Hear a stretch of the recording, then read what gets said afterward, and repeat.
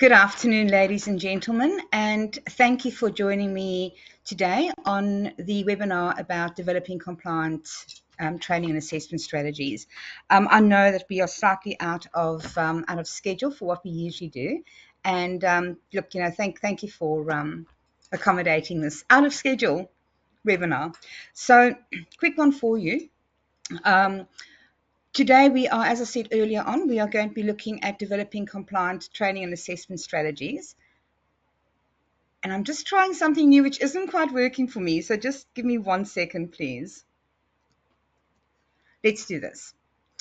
My name is Alex Schroeder. For those of you that regularly come to our webinars, you guys know who I am by now. I see that we've got quite a lot of people here today.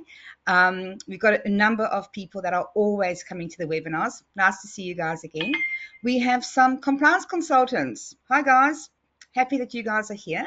And we also have people that have not attended the webinars before. For people that don't know me, like I said, my name is Alex Schroeder. I am a sanction management specialist. I'm also one of 2 forensic compliance auditors within the vet sector. And guys, there's a lot that I do within the vet sector. I have been on the ASQA stakeholder liaison group since its inception. I think it was around about 2020. And 5 years later, I'm still on the ASQA stakeholder liaison group, and we continue to work with ASQA in how they do things and new initiatives and so forth. I've also been on a number of subcommittees through the stakeholder liaison group, including having a look at ASQA's audit practices, their cost recovery models, and interestingly enough, November last year, the ASQA stakeholder liaison group spent a day with ASQA in their Melbourne office, literally just unpacking the new 2025 standards and different ways that RTOs might be able to or should be able to meet the new 2025 standards. But you know what? More about that later. I also served on the ASQA Queensland State Committee. I'm the creator of the Cert for RTO Compliance course. I'm the creator of the Diploma of RTO Compliance Management, and I've also written a number of non-accredited courses, including the RTO Standards Unpacked, the Foundations of RTO Compliance, and there's a whole lot more that we are busy working on to be able to help RTOs meet the new requirement of workforce development that is now in the 2025 standards. If you want to know more about me, please feel free, go find me on LinkedIn. You're welcome to stalk me on LinkedIn. Really don't matter. I really won't be offended. Quick bit of housekeeping for you. We've got a very, very full schedule today. There's a lot that I want to share with you. If for any reason we do not have time to go through to get to a Q&A session, or if after the webinar, if you have any questions that you didn't think of, sort of during the webinar, or that has come to you after the webinar, please email the questions to ARCP. Their email address is info@arcp.edu.au, and they will forward your questions on to me. Now, what's really, really important, at least to me, is if you have a question, please, please, please include your mobile number in your email, because what often happens is your email might come through and I'll look at it and I'll go, you know what, it's just simply easier for me to pick up the phone and chat with you about your question rather than me trying to answer you via email. And of course, if I've got your mobile number, it's just so much easier. To see the future webinars that we'll be doing in 2025, if you go to the ARCP website with the website address right here, you'll be able to see the webinars that we'll be doing this year. And guys, we've got some really, really exciting webinars coming up.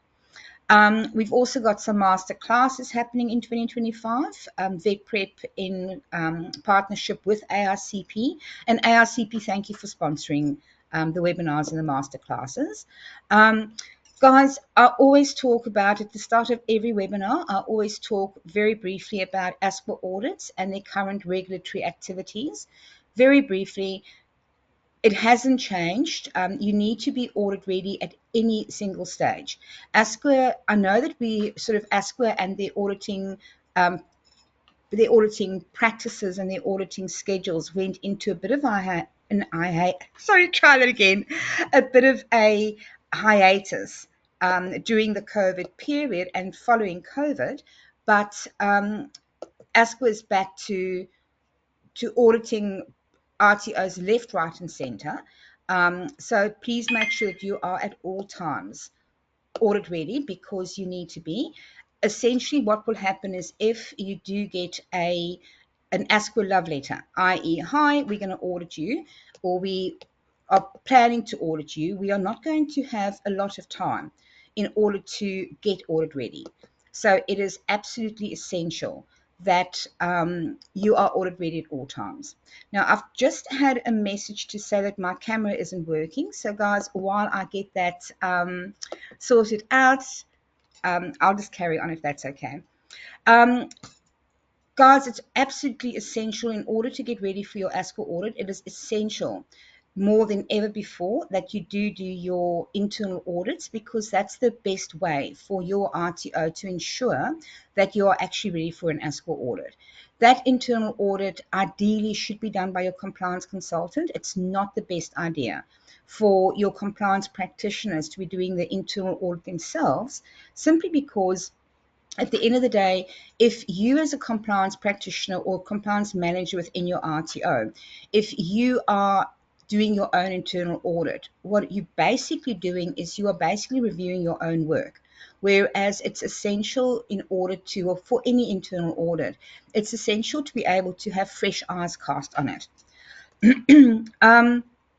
That's enough about internal audits. This is not a webinar about internal audits.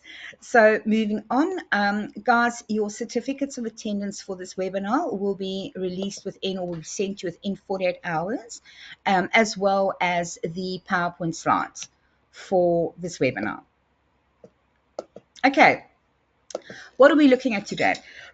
Today we are looking at the components of a compliance training and assessment strategy. So essentially, what we need to do is when we are developing a TAS, there are a few components of the TAS that is absolutely vital. Your TAS needs to include your provider details. It needs to include your training product details, the implementation date of the TAS, as well as the purpose of that specific training product. Now, why do we need an implementation date for a TAS? It's there for two reasons. A, so that your RTO can ensure that it is working to the most current TAS for that training product at all times. It's also a case of, from a record keeping point of view, it's really important that your RTO has a good record and has a very solid record of what TASs were implemented at what stage, so that when you do audits and when you look at historic documents as well, that you know what your RTO was doing in the delivery of a training product at any one stage. Now, usually when RTOs say to me, hey, how long should I keep my TASs on record for? Best practice really is keep your historic TASs on record for 12 to 18 months, 24 months if you want to, but definitely 12 to 18 months. Once again, that is another reason why your implementation date is so important, because if you have got TASs that, if you're keeping your TASs, let's say for a period of 2 years, for argument's sake, then you want to make sure that when your trainers and assessors and just your team in general are looking at the TASs, that they know that they are actually using the most current TAS. Also remember that ASQA's expectation is that you do have an up-to-date TAS for your different cohorts. So you don't need to go, if your training product and if your way of delivery has not changed for the past year or year and a half or 2 years, whatever it might be, you don't need to go and recreate your TAS the whole time, but it is very important that you do update your implementation date. As I said, the purpose of your training product, your TAS needs to actually include why you are delivering the training product, as well as the packaging rules for the training product. Now, the packaging rules is obviously, or you obviously get that straight off TGA. Your TAS must include the entry requirements for the training product. And guys, that is a combination of entry requirements as is published on TGA, as well as entry requirements that your RTO may have. So to give you guys an idea, for the Diploma of RTO Compliance Management, the qualification entry requirement says that you've got to have worked for at least 12 months within an RTO in compliance and in a supervisory or management role where it comes to compliance. Over and above that, ARCP has also put in there that you must have access to an AVETMIS system, because there are units in that qualification that is focused on AVETMIS reporting. And it also, some of the ARCP requirements for that course is also hardware that you must have, software that you must have.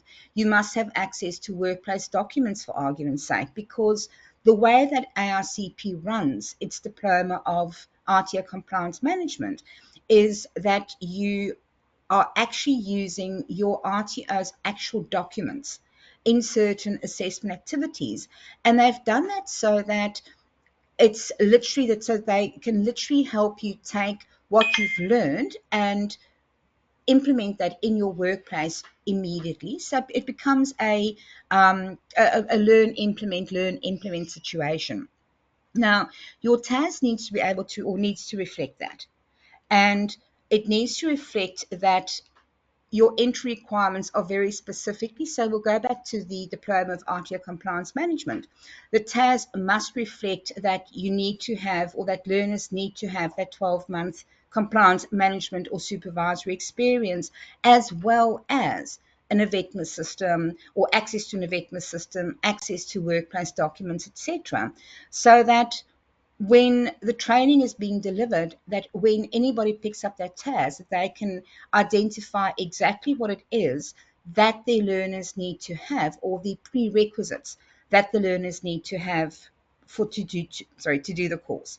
So once again, when you come to your entry requirements, it can only be the entry requirements per the training package. But if your RTO has additional entry requirements, which you are more than at liberty to have, it must include that as well. Obviously, being a training and assessment strategy, we need to have the units of competency that is being delivered, as well as the sequencing thereof, and also some kind of rationale on why the units were sequenced as they are.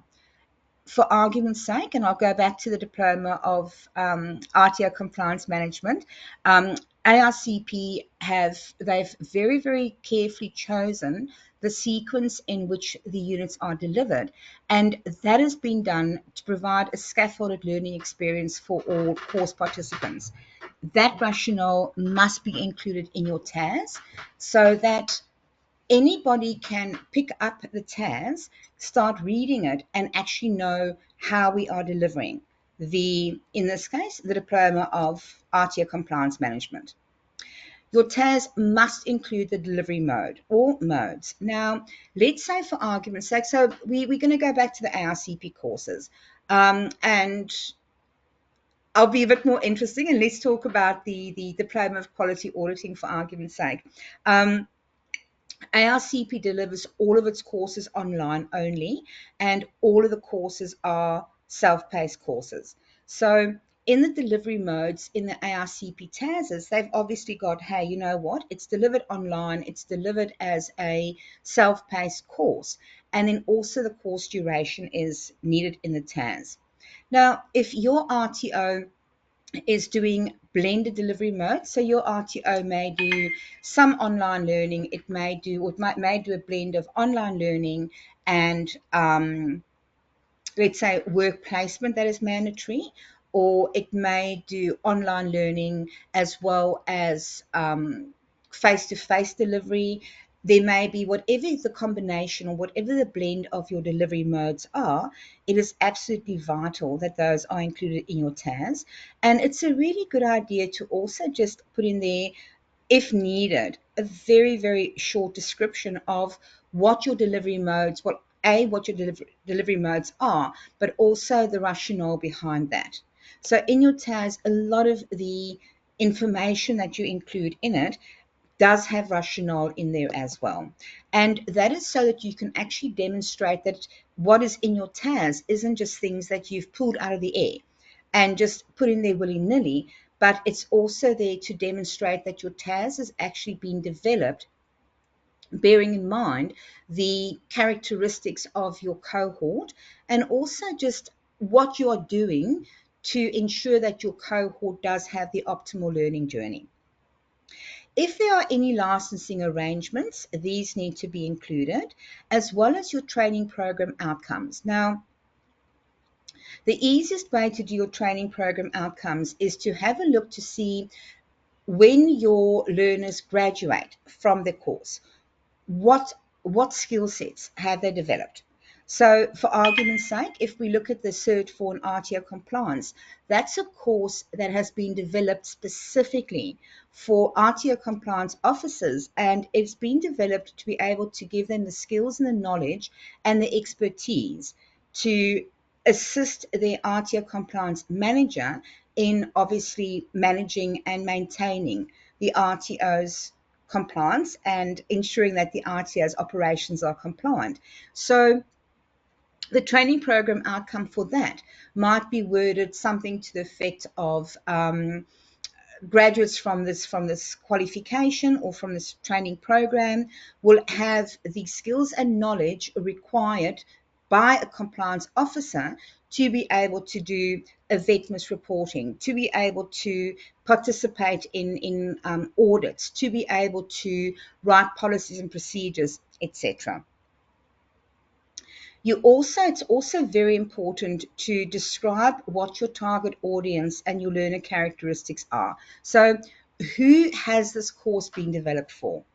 In the instance of, because ARCP focuses only on delivering training for RTO compliance practitioners, in this instance, all of the TASs that ARCP has developed for their training courses is always the target group is always people working within compliance in an RTO, either as a compliance officer or a compliance manager, whatever the qualification level is that they are enrolled in. But it's really important to go and describe who your target audience is.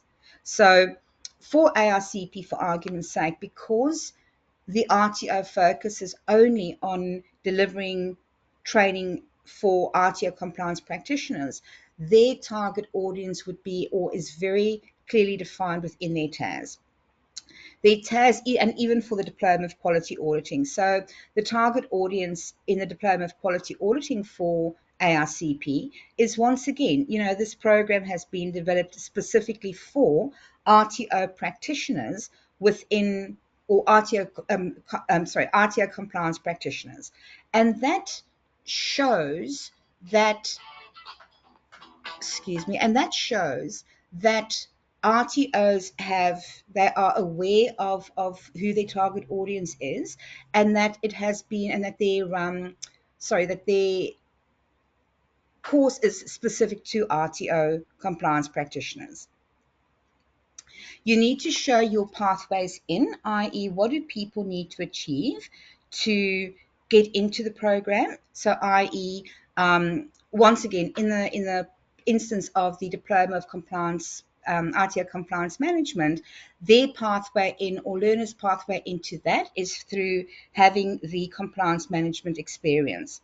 For Cert 4, for argument's sake, what they have there is their pathway into the Cert 4, people wanting to do the Cert 4 and RTO compliance, they need to have at least 6 months experience working within compliance within an RTO. So that is your pathway in. Your pathway out is then, okay, so they've completed the course. Now what? What can they do now that they've completed the course? They can go and work as in roles, for argument's sake, as a compliance supervisor. They can go and work in, sorry, this is in the case of a Cert 4. They can go and work in other compliance roles within an RTO, or they may want to move on to other qualifications that ARCP offers or other qualifications that other RTOs offer.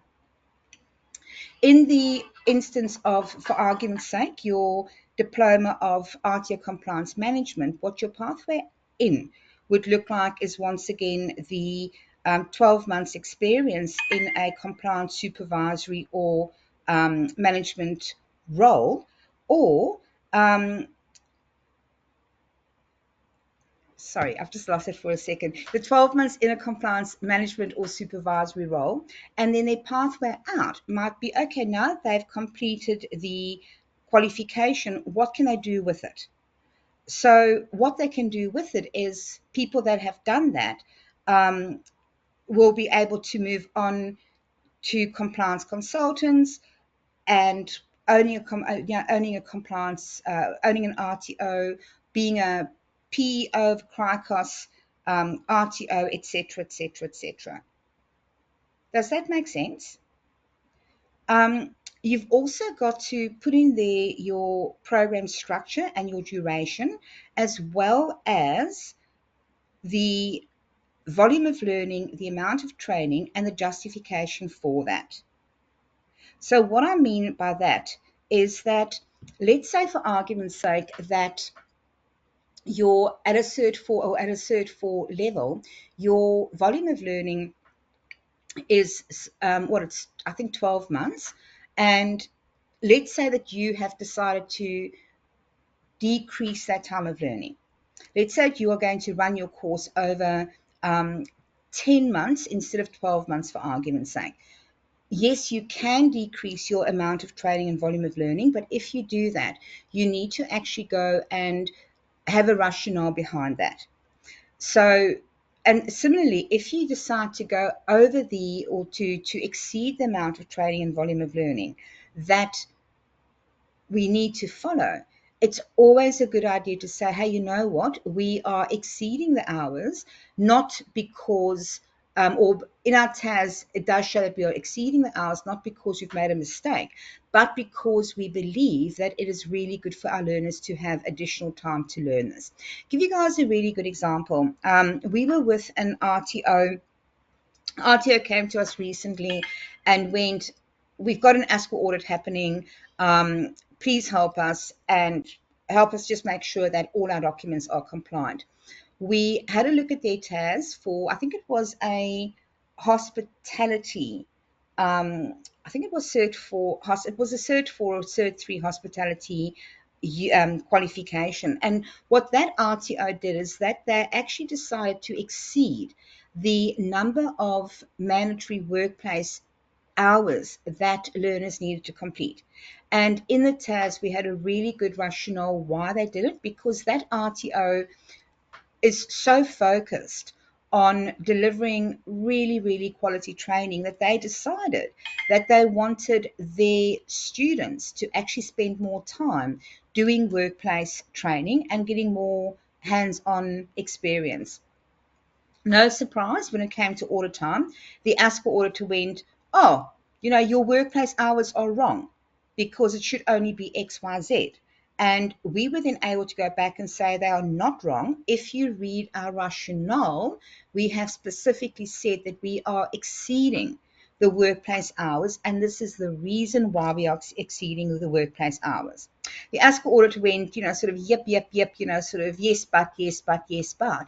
But because the workplace hours were, in that training package, it doesn't say that you can't exceed the workplace hours. It said at least X number of workplace hours. Because we had the rationale there, when the ASQA auditor went, sort of stammer, you're wrong, we were able to say this is the reason why we are doing it, and it is in our TAS. What is your objection? And they then sort of went a bit red-faced and went, yes, okay, we agree with you. However, had the rationale not been included in the TAS, the ASQA auditor would probably have stuck to their guns and said, because we didn't have a rationale in there, that the hours were incorrect. So guys, really having a justification or a rationale for why you have calculated the amount of training and the volume of learning as you have is really important in your TAS. The level of information that you are required to have in your documents these days is from in all of your operational documents, and this is regardless whether it is a TAS, a policy, a procedure, or whatever. Up until probably about, up until about 6 months ago, it was standard practice for RTOs to have high-level statements in operational documents, and we found that probably here in the last 6, it might even be 9 months, that ASQA auditors are no longer accepting high-level statements in any documents. They want operational details to be very clear and very precise. So in your TAS, for argument's sake, when you speak about your trainer and assessor credentials, it is really important that you actually articulate very, very clearly what trainer and assessor credentials your trainers and assessors for that training product need to hold. Now, I've always maintained, and I continue to maintain, it is a really bad idea to include the names of your trainers and assessors in your TAS. And the reason for that is this. When you bring on a new trainer and assessor for training product, you need to remember, with everything else going on in inducting them and in in your RTOs day-to-day operations, you then also need to remember to go and include their details in a TAS. Or similarly, if you have a trainer and assessor that leaves, you need to then, above everything else that you need to do, you need to then go and ensure that you also remove their details from that TAS, because if you don't, you've then got a non-compliant document. So I've always said to RTOs, absolutely list the qualifications and the credentials, or at least the qualifications that your trainers and assessors must hold. And it's quite okay to then just put a simple sentence in your TAS that says that our trainer and assessor credentials for this training product is stored in our HR section of our operations or wherever. So where I'm coming from is there's no obligation on the RTO side to actually go and identify who the TNAs are delivering that product. However, you do need to go and include what credentials, what qualifications they must hold, and you do need to then just go and include a simple line to say, yes, you know what, we've got a trainer and assessor repository or a trainer and assessor register to identify who's delivering what, and it can be accessed on this link. Your TAS also needs to include your assessment tools. So very, very simple. The best way to do that is in your TAS, when we write TASs for clients, we'll have a table in there that lists the units that are being delivered by code, title, and then also the assessment tools. Do you actually have assessment tools, and where do they come from? In the instance of AICP, because all of the assessment tools have been developed specifically for that course, and VetPrep actually went and developed those assessment tools, in their TASs, when it comes to assessment tools, we have simply put the unit code and then what the assessment tool pack is called. If, for argument's sake, you have purchased your assessment tools from a commercial developer, make sure that you identify that it is, let's say BSB Ops 501, which I think is operational plans or something like that. Make sure that you identify that your tools are from XYZ provider, even if you just put that in brackets. Your assessment outcomes obviously need to be in your TAS as well. There we go. My apologies. This slide was in the wrong place. Remember when I was speaking earlier on about your volume of learning, the slide should have been moved up. Now, guys, we'll go back to the volume of learning. Remember, the volume of learning is there to be able to give us as RTOs an idea of how long, the length of time that a learner at the various AQF levels should have to be able to go and complete a training product. Now, bearing in mind that the table that is here in the slide, that is usually for people with absolutely zero experience. So we've got here the length of time as well as the hours that it should be taking. Now, I'm going to go back to the Cert 4 and RTO compliance. The Cert 4 and RTO compliance is delivered over, I think it's an 8-month period, which falls nicely into the amount of time. But we've also made sure that the number of hours that people spend working on their learning towards this qualification is within the 600 to 2400 hours. In the case of the Cert 4, and I forget right now exactly how many hours there are specifically, but the justification for the course duration and the number of hours have been included in ARCP's TASs. And the justification for that is people doing the Cert 4 and RTO compliance because the entry requirement for that course is at least 6 months experience working within RTO compliance. The justification was, hey, you know what? Let's say for argument's sake, the number of hours was, let's call it 750. The justification for the 750 hours would be included in the TAS, and the justification would simply be that this course is being delivered to people who have got some level of experience within RTO compliance. Therefore, they don't have to be taught from the ground up. If, on the other hand, let's say you are doing a Cert 4 in business and your target audience, your learner cohort, are people that do not have any business experience, the expectation would be that within your TAS that your hours lean more towards the 2400 hours than towards the 600 hours, because you are now dealing with people that have got no business experience, no business knowledge, or at least limited business knowledge, and they need to learn from the ground up. Does that make sense? I hope so.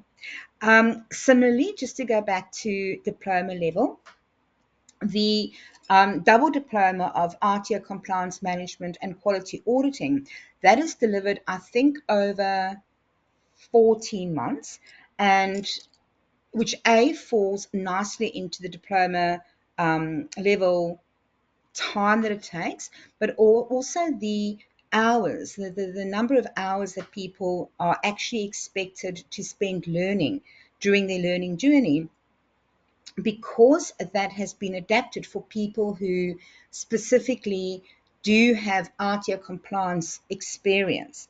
The hours, we've then gone and we've actually put a justification in there to say, hey, you know what? It will take people X number of hours to complete their learning activity or their learning activities because they don't have to be taught from the ground up. Now, remembering that the amount of training is how much training we are actually providing to our learners. One of the biggest mistakes that we see RTOs do or make is they actually include assessment activity time within their amount of training. If your TAS is currently where you have worked out your volume of learning and your amount of training, if you include your assessment hours in there, please take it out immediately, because assessment hours and assessment activities are not included in your amount of training.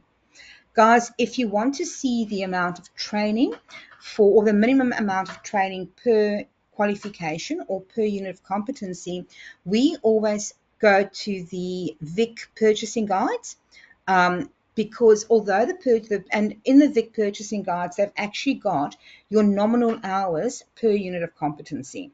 Now, when we develop TASs for clients, we always follow those nominal hours as a starting point, but in your TAS, do not call it nominal hours, because nominal hours is basically applicable or is applicable to RTOs that are delivering training for, under a government-funded contract. So if you were writing a TAS for a cohort that is completing the course through government funding, then you would use nominal hours. But if you are not, and especially if you are a CRICOS college, as well as obviously domestic college, don't use nominal hours. The auditors will absolutely have a complete freak out, because nominal hours is specific to, once again, to government funding training products, but use those nominal hours to form the baseline of the number of hours that you are delivering, the number of hours that you are spending on delivering a unit of competency, but just call them learning hours or call it amount of training. Just FYI, whenever I speak about TASs, and in fact, whenever I do webinars, people are forever saying, do you have a template that we can use? Show us what a really good TAS looks like. And guys, we do have a template. If you go and have a look, we've actually made or given you access to a TAS template that you can get from ARCP. I think it's $198 or something. It's some stupid, ridiculously small amount, but you absolutely can get from there. Or from ARCP, you actually can get a TAS template that you can use. So your compliant TAS must also include what support and progression arrangements you've got for your learners, facilities, equipment, delivery locations, etc. Now, if you were to be delivering, let's say, the cert for an individual support, in the cert for an individual support, and guys, the CHC training package is not my forte, so don't shoot me if I get it slightly wrong. But in the CHC, in the cert for individual support, there are units where learners need to be able to work in a simulated environment. And in fact, in the delivery of the training, where the RTO does need to have equipment available in order to be able to deliver training. And it's the same with first aid. If you are delivering first aid in your training room, you need to have your defibrillators, you need to have your mannequins, you need to have your first aid equipment, you need to be able to have, it might be bandages and slings and things like that. Have a look at the unit of competency in every single unit that you have included in your training product, i.e. what's in your TAS, and you'll see that the unit of competency, where applicable, will specifically list the equipment that your RTO or that an RTO uses to deliver that unit of competency. That equipment, that list of equipment, must be included in your TAS. And let's say, for argument's sake, that you've got several units of competency and they all mandate that certain equipment is used in the delivery of a unit of competency.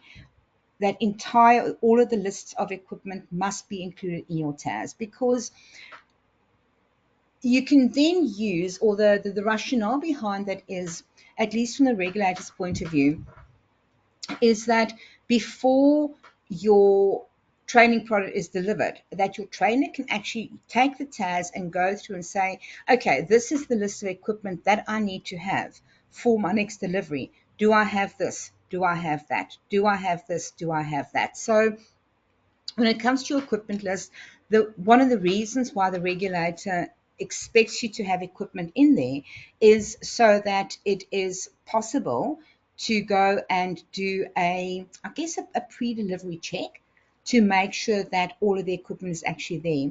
And also it's to indicate that as an RTO that you are actually aware of the fact that you need to have the following equipment to be able to go and deliver. If you don't need specific equipment, so let's say for argument's sake that you are doing a face-to-face delivery on a BSB unit, let's call it BSB RSK 501, which I think is managed risk. If you don't need any equipment for that, if all that you need is simply just a whiteboard and some whiteboard markers, it isn't really essential to go and list the equipment in there. So when we speak about equipment, we really are speaking about equipment that is necessary to go and deliver the training for that training product. If you are delivering, if you have delivery locations, be those delivery locations within your RTO's premises, or I know there are RTOs that offer training nationwide but don't have their own premises nationwide. They might make use of serviced facilities. Make sure that you list what your delivery locations are.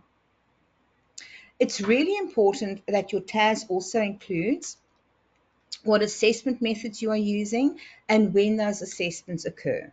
Now, if you have a training product where the assessments literally just occur one unit after the other, it's quite okay to say, look, our assessments are, or this is the schedule of the delivery of our units of competency, and therefore this is the schedule of when our assessments are being done.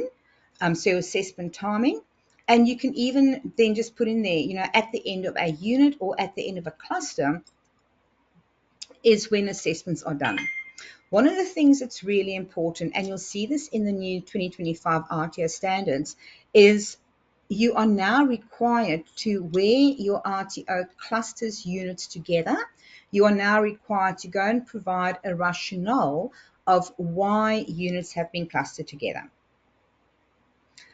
You also need to list your learning and assessment resources and reasonable adjustment. Now, guys,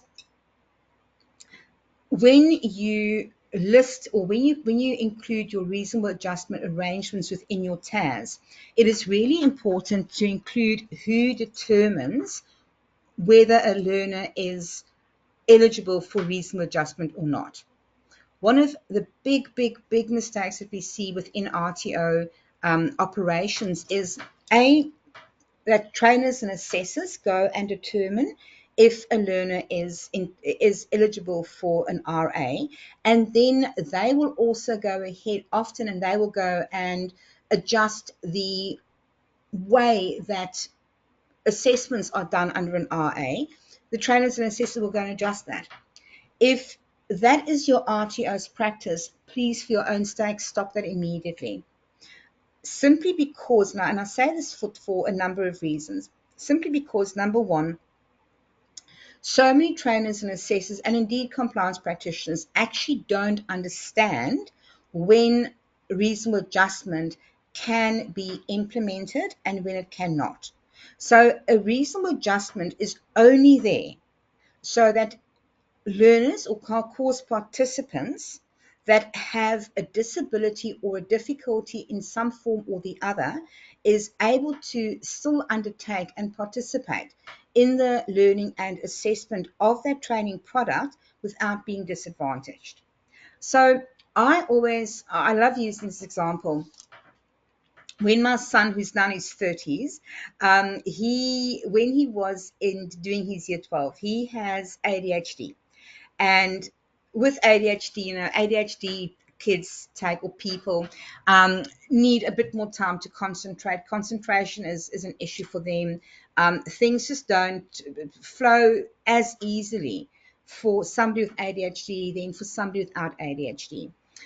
When he was doing his year 12, he actually applied for an RA to give him additional time to go and complete his year 12 exams, and was granted. If you have a situation like that, as the compliance manager or as a compliance officer, the compliance team need to make a decision after evaluation of the application for reasonable adjustment. The decision whether or not an RA is granted must lie with compliance. We so often find trainers and assessors that will say, oh, this learner battles to write properly or battles to write properly in English, and therefore I'm going to apply an RA. Can we do that?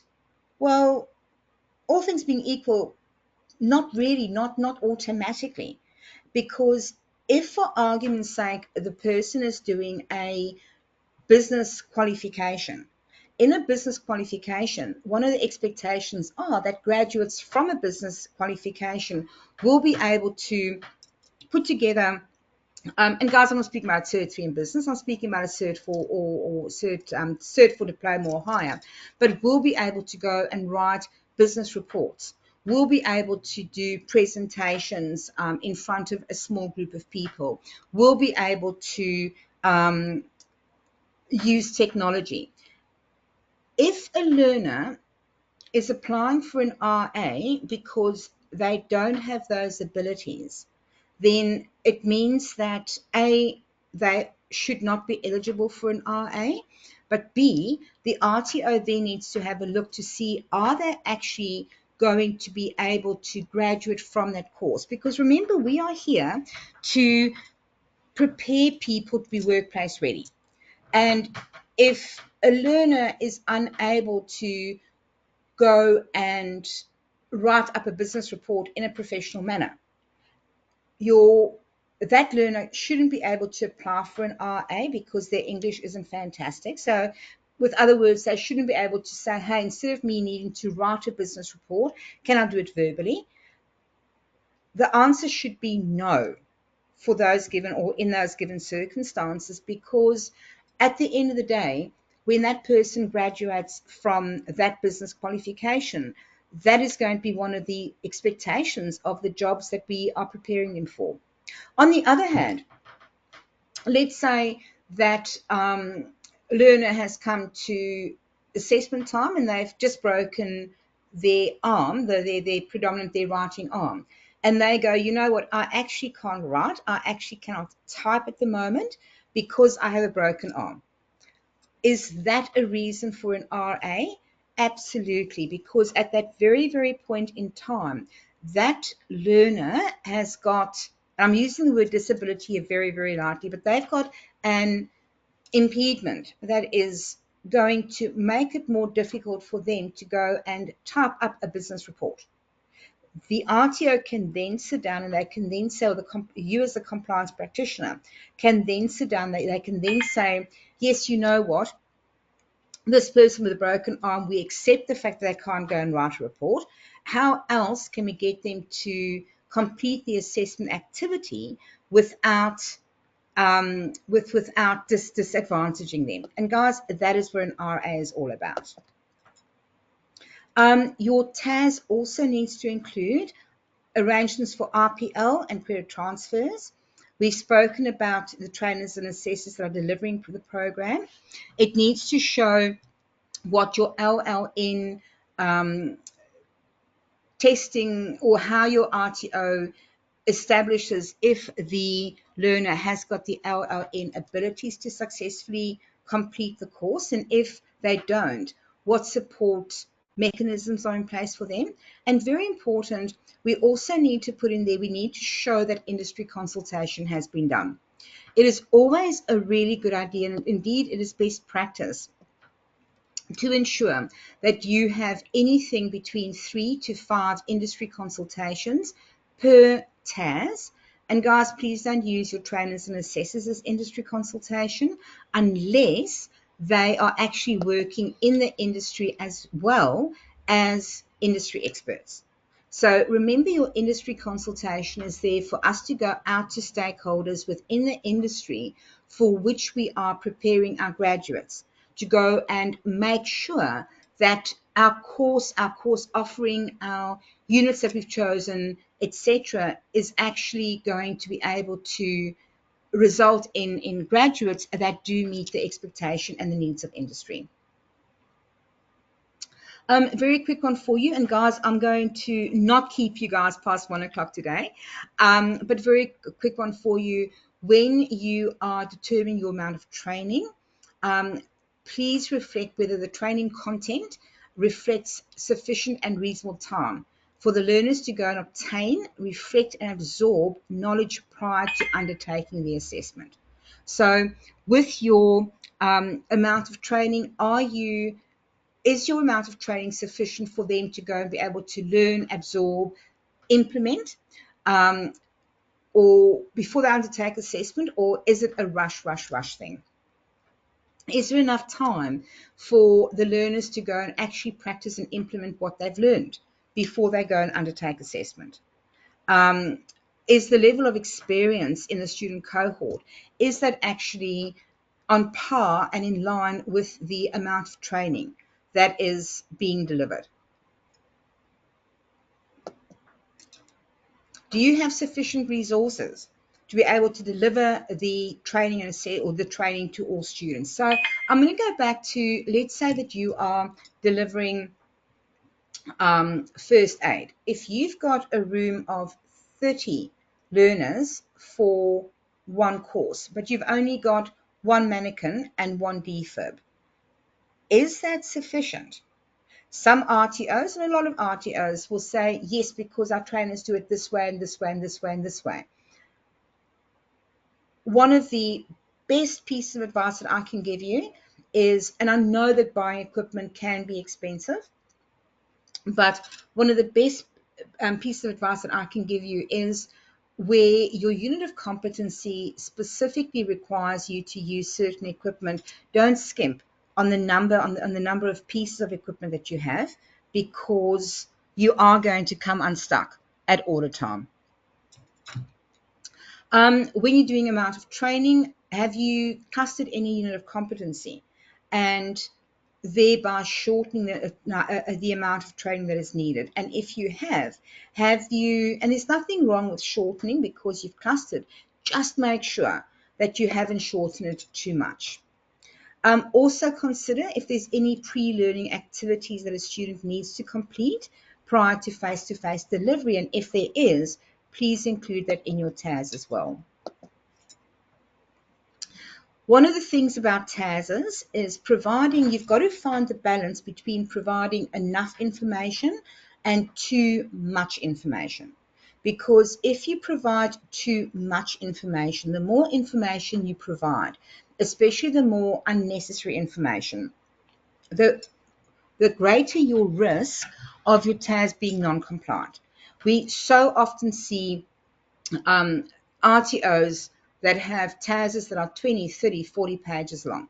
Maybe 40 is an exaggeration, but we often see domestic providers that have a TAS that is 20, 25 pages long, where they are providing that much information. And if they had provided the necessary information and not gone over the top, their TAS probably wouldn't have been more than about 12 to 14 pages. Once again, remember that if you provide too much information, you are literally opening the door to the auditor saying, hang on a second, this is non-compliant, this isn't relevant, therefore that is non-compliant, etc., etc. Oh my gosh, I think for the first time ever, we are actually going to finish on time. Guys, once again, if you have any questions, please email them to ARCP. And also, if you do want a TAS template, let ARCP know, because you can actually buy TAS templates from ARCP. And as I said, I think they're about $198. I'm now going to have a quick look to see what questions we have. Give me one sec.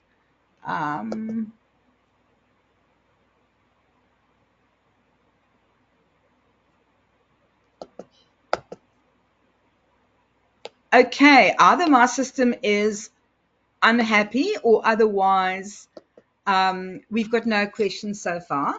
So guys, if there are no questions, I'm going to, there we go, one's come in. Demira, you've asked, do we need to say who the TAS is written for? Yes, Demira, your who the TAS is written for, that is where it comes into your learner cohort. You know how I said earlier on that you must include who your target audience is? That is basically who the TAS is written for. So, for argument's sake, if your TAS is for delivering training for people or for learners that are returning back to the workforce after a time of being unemployed, you've got to identify that forms part of your target audience characteristics. Does that make sense? Awesome. Are there any other questions? Leah, you've asked, sorry, Lisa, you've asked